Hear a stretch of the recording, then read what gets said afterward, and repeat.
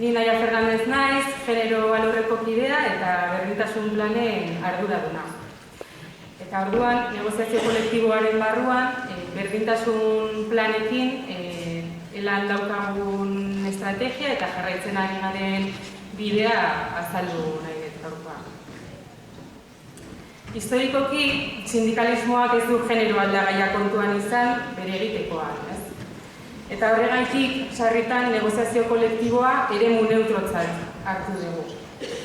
Hitzarmen, klausula eta eduki ezberdinek gizon eta emakumei modu berean eragingo baligute bezala.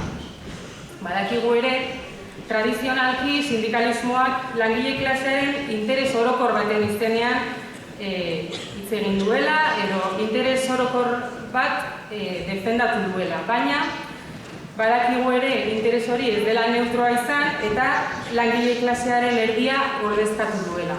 Hau da, gizonezkoen interesak defendatu dira batez ere.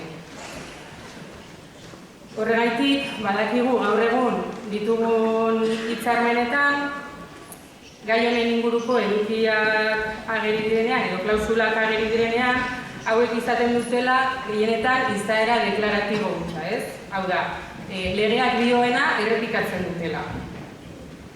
Beste alde batetik ere, edukiak ageri direnean, beste askotan, hauek mugatzen dira kontziliazio neurrietara, ez? Eta berdintasun planekin zer gertatu da? Dakizuen bezala, berdintasun planak ere plano formal batean geratu dira, hau da, izaera deklaratibo huts horretan ere baita, ez? Negoziazio kolektibo orokorrean bezala. Kasu askotan gainera badakigu, berdintasun planek balio izan dutela enpresen irudiak zuritzeko, ez? Horretarako tresna ere izan direla badakigu. Gaurkoan hitz egiten ari gara zuriketa moreaz eta berdintasun planekin ere horrelaxe gertatu da, ez? Orain arte. Baina guk argi daukagu, hau ez dela gure eredua eta guk ez dugula honetan parte hartuko gehiago. Zeren guk sindikalismo feminista eraiki nahi dugu, esan dugun moduan. Eta horretarako emakumeen interesen defentsa sindikatuaren estrategiaren erdigunean kokatu nahi dugu. Eta beste alde batetik, sindikalismo feminista eraikitzeko, uste dugu horren sindikalismoaren muinari eutsi behar diogula, ez? Ezinbestean, negoziazio kolektiboari. Berdintasun planek ematen digute aukera negoziazio kolektiboa eta feminismoa uztartzeko eta lantzeko. Badakigu, berdintasun planena ez dela bide bakarra horretarako, baina uste dugu erabili behar dugun tresna bat dela. Gainera dakizuen moduan, pasaren urteko martxoan, hainbat lege aldaketa egon ziren gai honen inguruan, berdintasun planen inguruan, eta aldaketa hauek baliatu nahi ditugu ere negoziazio kolektiboa feminismoa ekartzeko eta feminismoa negoziazio kolektibora. Zeren guretzako, berdintasun planak negoziazio kolektiboa dira. Eta horregatik, berdintasun planen negoziaketan aurrera eramaten ditugun prozesu eta dinamikak birpentsatzen ari gara, eta horietan aurrera eramaten ditugun helburu eta edukiei dagokienez ere marra gorri batzuk markatu dizkiogu gure buruari. Bide honetan laguntzeko gida bat argitaratu dugu, berdintasun plan eraginkorrak gauzatzeko gidaliburuan zuzen ere. Eta bertan ezartzen den moduan, gure buruari helburu zehatz batzuk markatu dizkiogu, ez? Eta ondorengoak dira. Lehenik eta behin, lantokietan diagnostiko integralak egin nahi ditugu, bultzatu nahi ditugu. Genero arrakalak azaleratzeko lantokiz lantoki. Honek gainera, ahalbidetuko digu enpresetan dauden lan baldintzen diagnostiko orokor baliotsuak egitea genero ikuspegiarekin beti ere. Beste alde batetik, prozesu honen bidez ere, emakume langileen parte hartze aktiboa sustatu nahi dugu. Eta azkenik, berdintasun plan batek izan beharreko gutxieneko neurri batzuk ere finkatu eta aldarrikatu ditugu.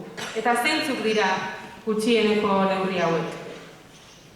Alde batetik, soldata arrakalarekin amaitzeko neurriak, partzialtasuna murrizteko neurriak, nabarmenki maskulinizatuta dauden lanpostuetan emakumeen aldeko ekintza positiboak ezartzea, hautaketa eta promozio sistema ez sexistak ere ezartzea, eta azkenik sexu jaztarpenaren aurkako protokoloak martxan jartzea. Eta argi ari gara esaten etengabe gainera, ezaugarri hauek, gutxieneko ezaugarri hauek betetzen ez dituzten berdintasun planak ez ditugula sinatuko. Lo tenemos claro. No vamos a firmar planes de igualdad que no toquen temas como la brecha salarial, la parcialidad en las jornadas, la temporalidad o el acoso sexual y por razón de sexo. Ya no nos vale con que se implanten en el plan un par de medidas de conciliación y asunto cerrado. Hemos decidido que ya no vamos a ser más cómplices del blanqueo morado que hacen las empresas en nombre de la igualdad. Y en este sentido, hoy no podemos dejar de reivindicar la labor que están llevando a cabo las compañeras de Gizatzen, que es una empresa del sector de la limpieza, que han convocado 2 semanas de huelga a partir del 16 de marzo para pelear por un plan de igualdad real y efectivo. 2 semanas de lucha.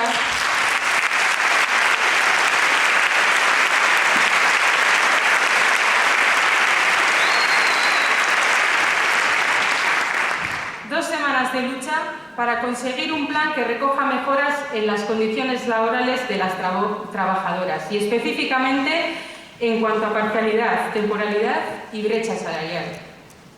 Lo que están haciendo las compañeras de Gizatzen es negociación colectiva feminista. Y estas compañeras son pioneras y además van a ser referentes.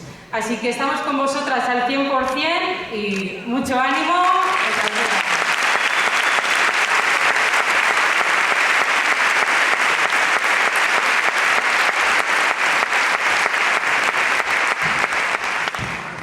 Eta laburbilduz, berdintasun planekin sakoneko lanketa ari gara egiten lantokiz lantoki, sindikatuko federazio bakoitzean eta eskualde bakoitzean, dakizuen moduan.